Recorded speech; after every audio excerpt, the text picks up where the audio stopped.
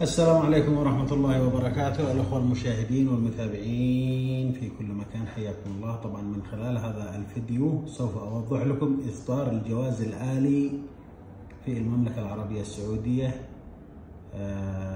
هذا طبعا للمغتربين اليمنيين اللي في الأراضي السعودية.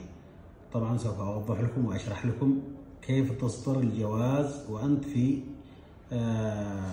مكانك أو في مقر عملك أو في سكنك. طبعا تدخل من هنا، أول خطوة تكتب في جوجل السفارة اليمنية بالرياض. طبعا فتحت معك، يطلع عندك حجز موعد والسفارة اليمنية بالرياض، والمهم أي شيء تضغط من هذه الأشياء. تمام، فتح معك. طبعا يطلع عندك هنا رئيسية عن السفارة، دليل الخدمة، الملحقات، الأخبار، الخدمات الإلكترونية وغيرها. طبعا تضغط على الخدمات الإلكترونية، يطلع عندك هذه الاختيارات، تضغط على الإصدار الآلي للجواز. طبعا بعدها تعليمات هنا، يعني كيف تتبع الخطوات والإرشادات المتاحة على المنصة. طبعا هذه منصة إلكترونية ممتازة ومريحة جدا جدا جدا. طبعا هذه الصور اللي عليها علامة قبول هي الصحيحة، واللي عليها علامة الإكس طبعا هي غير مقبول، فلازم ترفق حاجة صحيحة علشان تمشي معك الخطوات التالية. طبعا مشينا الآن إلين وصلنا عند هذه، يقول يتوجب الموافقة على التعليمات السابقة للمتابعة. طبعا نسوي علامة صح. طلع عندك هنا النفاذ. طبعا النفاذ هذا كل المغتربين يعرفوا النفاذ الوطني، هذا متعلق بإبشر وبناجز وبالأشياء كلها. طبعا اضغط عليه. طبعا يفتح معك، تضغط هنا على اسم مستخدم وكلمة مرور هذه. طبعا أنا بأدخل اسم المستخدم تبعي.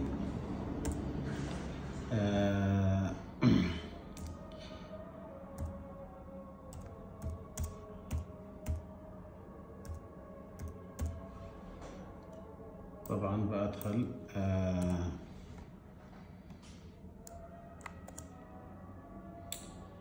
بدخل هنا اسم المستخدم وكلمة المرور.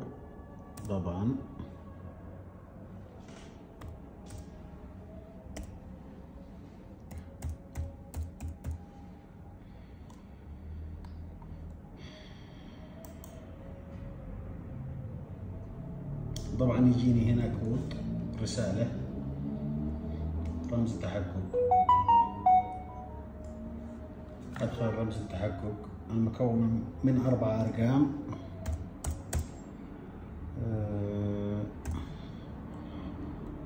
وهنا فتح معي.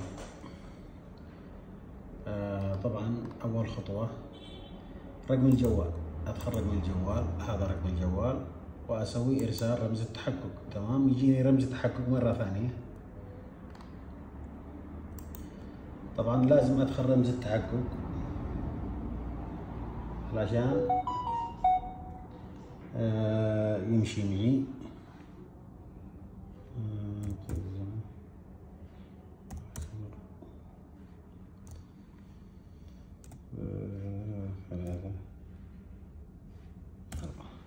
طبعا هذا رمز التحقق، وأسوي هنا تحقق. أول خطوة مشيت معنا تمام. بعدها تدخل هنا تاريخ الميلاد والخدمة اللي تبغاها. أنا أدخلت رقم تاريخ الميلاد. طبعا عندي هنا أدخل هنا الاختيارات، تضغط المكان هذا تمام، ويطلع عندك هنا اختيارات الأشياء اللي تختارها. تمام، أختار هنا الإصدار الآلي للجوازات. طبعا هذه أمشي للخطوة الثانية اللي تحت وأضغط عليها. طبعا طلع لي هنا تجديد جواز سفر، أسوي هنا تجديد جواز طبعا، وأسوي هنا التالي. مشيت معنا الخطوة الثانية. طبعا مكان السكن، وهذا شيء مهم، تحط مكان سكنك، يعني مكان سكنك فين. عندك هنا اختيار، تضغط على هذه تمام. وتسوي هنا اختيار. عندك هنا المدينة اللي أنت فيها ساكن أو أنت فيها شغال أو أي مكان. طبعا تختار المكان اللي أنت شغال فيه. أنا بختار خميس مشيط. هذه الخطوة الأولى. مثلا الشارع، اسم الشارع تحط اسم الشارع. عنوان طلب الجواز تكتب هنا عنوان طلب الجواز إذا أنت يعني مثلا في خميس مشيط كذا كذا أو أي مكان أنت فيه. وتسوي هنا عندك هنا السابق إذا تبغى ترجع يعني او تشتي انك ترجع الى الخلف او شيء اكتب هنا السابق. اذا انت خلاص الامور ماشي تضغط على التالي. طبعا شوف بالعلامه الخضراء الان وصلنا الى رقم 3، باقي معنا رقم 4 ورقم 5. الان نوريكم الخطوات. طبعا هنا تسجل اسم الاب واسمك واسم الجد واسم القبيله واسم العائله واسم الاسم كامل ونوع ذكر وكذا، ويطلع عندك كل شيء. رقم الجوال هنا لا تنسى المهنة، يعني ايش مهنتك تسجلها. مثلا هنا عازب متزوج تسجل هنا مثلا متزوج. تمام. هنا المهنة تحط المهنة الذي انت تريده. يعني اذا عدلت مهنة في الجواء في الإقامة ولا شيء تقدر انك تعدل مهنة او تسوي اي شيء. هنا تسجل اسم الام، يعني تسجل اسم الام وتمشي الخطوات اللي بعدها. تمام. هنا تسجل اسم الدولة يعني مكان الميلاد مثلا اليمن. بعدها الخطوة الثانية تعبي الخطوات كاملا. تمام. طبعا أنا أعبي الخطوات اللي تخصني. وهذه طبعا تاريخ انتهاء الجواز. بحط لهم تاريخ انتهاء الجواز. متى ينتهي الجواز؟ 7/2/2000 وكذا. طبعا هنا البريد الإلكتروني لازم انك تضيف البريد الإلكتروني. تحط بريدك الإلكتروني. اي شيء بالاحمر لازم انك تضيفه. طبعا تاريخ انتهاء الجواز. عندك هنا ناس يقربوا لك، يعني اسم القريب الاول اسم القريب الثاني صلة القرابة. تمام. تضيفها وتعبي البيانات وتمشي خطوة وراء الأخرى حتى تنتهي من تعبئة البيانات كامل. بعدها تكتب هنا المدينة خميس مشيط شارع 30 وتسوي هنا التالي. طبعا الخطوة هذه مشيت معنا تمام. باقي بس تأكيد. عندك هنا صورة الإقامة. طبعا صورة الإقامة لازم ترفق لهم صورة الإقامة. أنا بدخل هنا وبأرفق هنا صورة الإقامة. هذه صورة الإقامة. تمام. وبأحطها على هذه برفعها. طبعا ارتفعت خلاص. باقي اللي هي صورة الجواز. وهذه صورة الجواز طبعا بأرفقها الآن. طبعا الجواز والهوية خلاص ارفقتها. باقي الصور لازم تكون 4:6 وعلى خلفية بيضاء. تروح لعند راعي الاستديو وتقول له صورها لي لاني اشتيها للجواز او اريدها للجواز. وهو يضبطها لك وتصورها بالجوال وترفقها في اللابتوب او انك ترفقها في جوالك. طبعا تقدر تسجل من جوالك او من اللابتوب او من اي مكان. طبعا هذه الصور، باقي الصور ارفق الصور. تمام. وهذه الصورة رفقتها. طبعا شوف طلعت عندي هنا الصورة.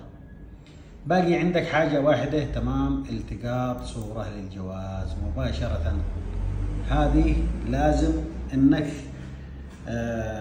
تسجلها في الجواز وترفقها. تمام يا حبايبنا. انا الحين بعلمكم الطريقة كيف تصور للجواز. طبعا هذا الجواز تحطه بالشكل الذي هو المطلوب.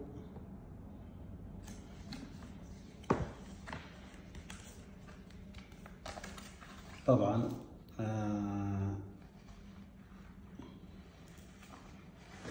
تحطه بالشكل هذا. تمام. بتسوي التقاط للصورة وبعدها تجيك الخطوة الثانية انك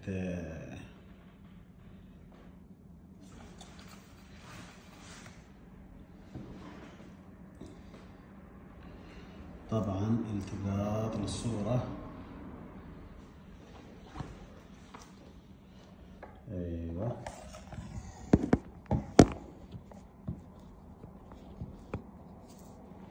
طبعا علشان التقاط للصورة اسوي هنا حفظ. تمام. هنا طبعا الامور تمام. هنا التأكيد، امشي على تأكيد، وهذا هو التأكيد. باقي عندك هنا الخطوة اللي بعد اللي هي ايش؟ الدفع. تدفع هنا لازم يكون عندك بطاقة مدى او فيزي علشان انت او ماستر كارد علشان انك تسدد عبر البطاقة. طبعا هنا هذه تمام، وعندك هذه رقم البطاقة، تدخل رقم البطاقة وتاريخ انتهاء البطاقة، وتدخل هنا الاسم او بدون ما يحتاج انك تدخل الاسم، وتدخل رمز التحقق اللي خلف البطاقة، وهنا تضغط على هذه تم الدفع. طبعا 430 ريال ياخذوا منك الرسوم، وعشان تجيك رسالة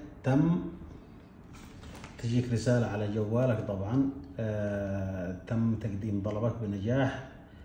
بعد 4 يوم 5 يوم تجيك رسالة على جوالك انه يعني سوف يرسلوا لك الجواز الى المكان اللي انت سجلت فيه.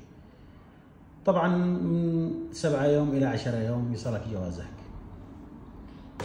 وتحياتي لكم جميعا، وشكرا للسفارة على الخدمة اللي وفرت يعني كثير من الخدمات ومن المعاناة للناس. طبعا بدل ما واحد كان يروح لجدة ولا يروح إلى